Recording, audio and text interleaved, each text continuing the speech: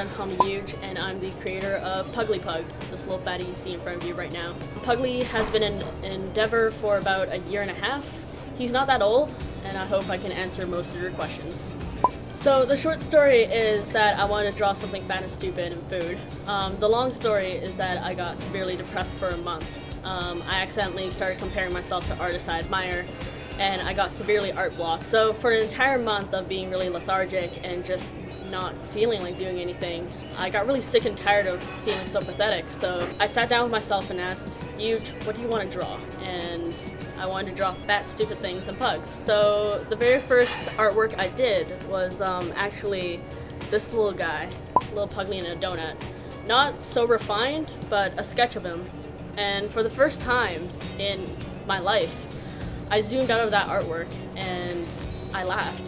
I laughed and I felt really happy, and then from then on I just kept drawing him and his little adventures of dressed up in food or like comic characters and even cartoons. I never went through any formal training, and I don't think I ever went through any kind of education that taught me how to do this, I guess. A lot of illustration and graphic design skills I learned by myself. My demographic usually ranges between teenagers, I would say like 11-year-olds, to young adults, to even just the occasional adult who owns a pug or knows a close friend who owns a pug. I go to a lot of conventions, local conventions like VanCaf, Anime Evolution, Revolution, and I sign up for an artist alley table there. And from that point, I either get to meet new supporters, new fans, or even existing fans who have said to me a couple of times they came to a convention to meet me, and I'm just so flattered by that. On top of that, the thing that most people see but not really recognize is I do a lot of social media. In terms of uniqueness, I don't think I'm that unique. There are plenty of characters who have gone before me, like Pusheen the cat, Labbit. A lot of vinyl toys have their own sort of spin-off of their own brand. The thing that I noticed that makes me unique is I started off early with like artist alleys. Because a lot of things like Labbit, they were already signed with Kid Robot and they sort of had an establishment in a way. I just went straight with illustration and straight into the conventions, and through that I made a bunch of stickers and buttons. In terms of the concept of it, I don't think it's that unique. I would say very involved. I try to respond to them as soon as possible. If anyone ever like messages me on Facebook, I respond to them right away. I really appreciate that my supporters take even just a second of their day to tell me like they appreciate stuff I do. So I appreciate the time that they take to tell me that. Every fan either follows me or out of like one of the 4 social media sites, and I try to make it a habit to post everything new on every site. It might be on different times because social media has their peaks and low ends and stuff. Even with each social media site, you need to know what kind of demographic visits that too. So Twitter is just a lot of people trying to get updates, something interesting to laugh at. Instagram is visual people, obviously. Facebook is sort of all over the place. And Tumblr is where most of my fan base is, young adults and teenagers. So main sources are my online shops. So there's the PUGLIE'S.com, and that's one that's personally run. It's in my house. I hand package everything. I have stock of everything in my room.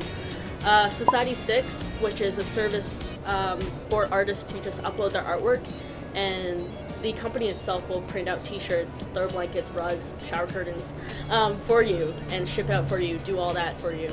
And then there's Redbubble, which is essentially Society 6. And then apart from that, going to conventions, just renting a table and standing there for 10 hours. I take Puglie's income as a bonus, I guess, on top of my day job. So far, it's not enough to sort of, pay for rent if I ever want to move out or pay for a car. It's just something nice on the side, I guess. Involving the work, there's a lot of illustration going on. Like I do a lot of digital drawing for him. And then afterwards, once I get the artwork done, I print out prints, I create stickers, I create buttons. I basically take the digital art and make it a physical product. And a lot of the work is just thinking of the idea, procuring the merchandise, talking to companies, and really brainstorming with myself, is this a good thing to do? Instagram, Tumblr, Facebook, Twitter, Puglie's on all of that, and I run every single one. Definitely a lot of research. Not only just knowing what you want to do. So like stickers, that's easy. You want to do stickers, but what company? Where are they based in? Shipping costs, price per unit. Every company, even though they might be creating the same stickers, even if it's the same size and same color, one could be more expensive than the other, and it might not always necessarily mean that it's better quality. It's a lot of samples, a lot of just throwing your money out there and getting it and being like, well, this isn't good. Just swallow the cost. Merchandise is just by intuition, what I feel like Pugly would work on. Just anything that I think is useful personally, I get it made. In terms of artwork, it's actually based on my own interest. That might sound a bit selfish, but in a way, Pugly has sort of been a selfish endeavor. My Cintiq, which is my drawing tablet, and a computer, which is this little guy. So basically, my life, my work, and everything is on this little laptop. Having people there to help me, which so far is sort of just my girlfriend helping me with products, so say like punching buttons, emotional support from my family. They'll purposely go out to conventions, like they'll pay for the admission fee just to come out and wave at me. Just people believing in you. It's really nice. My go-to companies, for example, stickers. I really enjoy Sticker Mule. They're a company based in New York. Fantastic customer service, quality is always great.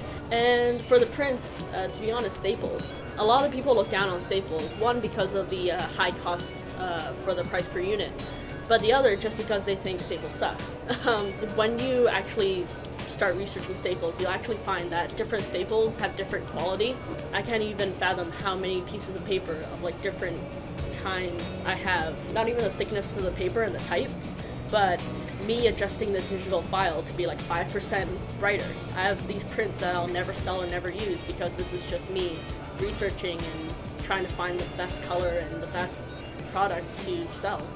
For Society 6 and Redbubble, it's no cost and no risk. A lot of it, so customer support, shipping, and even creating the products, it's all on their end. You just have to create the artwork and put it up there. Because of that, you only get a cut of the profit. PUGLIE'Sshop.com, because everything is procured by me. It's my own bank account paying for the stuff. There are quite a lot of costs depending on what I get. So prints, stickers, they all have a different price per unit sort of thing. And for conventions, it's just renting the tables. And each convention has a different price. It can range from $50 to $300. There were some times, I guess just silly enough, do I want to be known as the Pugly person? I don't know, do you think of what people have under their name? So like maybe the creator of Stussy, like, oh my god, he's the creator of Stussy, that's cool, you know, that's a cool brand. I have Pugly, I'm this fat idiot, like, but again, at the end of the day, he makes me laugh, he makes me happy, and you know what, whether it's cool, whether it's looked up to or not, it makes me happy. I want to start moving into more illustrations because, like, these are illustrative, of course, but these are, I guess, like, you know, Pugly's always in the same pose. I want to do more, like, you know, he's actually moving around or interacting with, like, whatever is in there. Not so much sort of a staple kind of standing or sitting pose. So with this little guy, I actually have a plan to collaborate with local crafters like seamstresses and stuff who are good at their craft to create limited runs of costumes. And what I'm hoping to do is sort of either give or sell these guys at a very discounted cost to the crafters so that they can measure him and create costumes that will fit him perfectly and hopefully collaborate this way. Because one of the funnest things to do in any creative endeavor is to collaborate with other creatives because they're just as passionate about their skill in the craft. The only thing I can think of right now is don't be limited by school. What I mean is I see so many like young illustrators or, you know, amateur or aspiring illustrators and graphic designers. They're worrying about which school to go to, what program to take, you know, what should they buy? Like, should I buy this tablet? Should I buy this pen? You know, where you go to school and stuff like that, it can play a role. But ultimately, when you pursue like something creative, it's all about how much you're willing to put in. What limits you is your own barrier to go out there and learn, to actually just Google how to draw something. The entrepreneur part, just make things. just do it, like literally. Being in charge of my own business, it's been quite a ride. I mean, it's only been a year and a half, and to be honest, I never imagined I'd meet the plushie milestone so fast. Running your own business, there's a lot of things to sacrifice.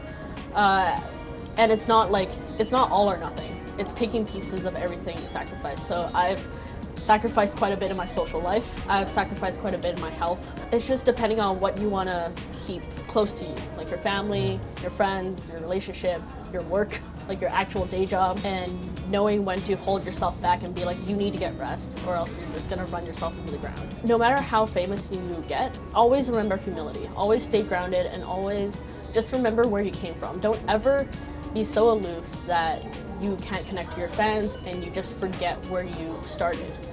Because in the day and age of the internet, it's amazing. The only reason Pugly exploded was because of luck.